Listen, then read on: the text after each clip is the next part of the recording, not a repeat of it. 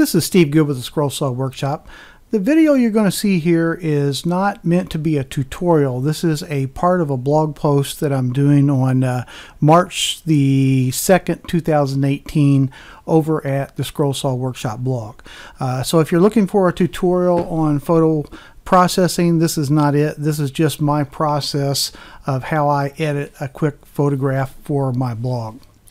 Okay, I've got Corel Paint Shop Pro 2018 loaded up here on the screen, and I'm just going to show you the steps that I go to process the photograph that I will be placing in a blog post.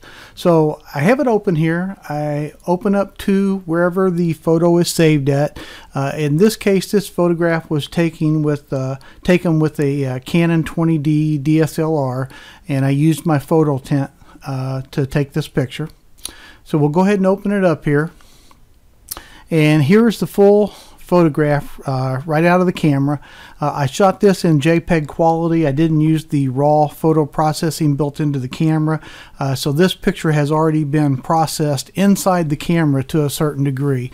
But for what I'll be doing with it on the blog, this works out just fine, and it doesn't take quite as much photo processing in the software when you do it this way.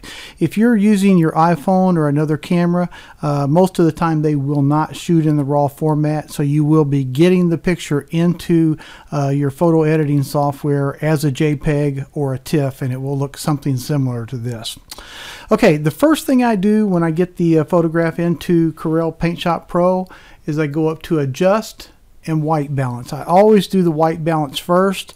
It just gives me an idea of what I'm looking for. In my case, the white balance is probably a little cool than some people might like, but just through my processing technique, I want the background of the image to be very saturated, because it just shows up better in the small format on my blog.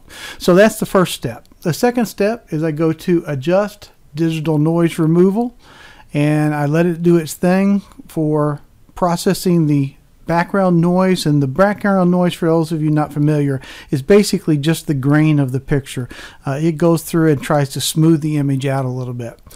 Next step again is Adjust Hue and Saturation, and again I slightly oversaturate, or even maybe more than slightly oversaturate. I oversaturate it quite a bit to make the colors pop, just because again, the photograph is fairly small on the blog and I really want it to jump off the screen. So you'll see when I hit this that the blues become very, very blue. The next step is I go to my crop tool, and I'll crop the picture down to basically the size I want. Now I'm usually doing a very close crop for the picture on the blog, because again, the picture is going to be at about somewhere around a resolution of 400 pixels wide. So it's pretty small on the blog, and so I want the product shot to actually fill the entire picture. So there I have the crop shot.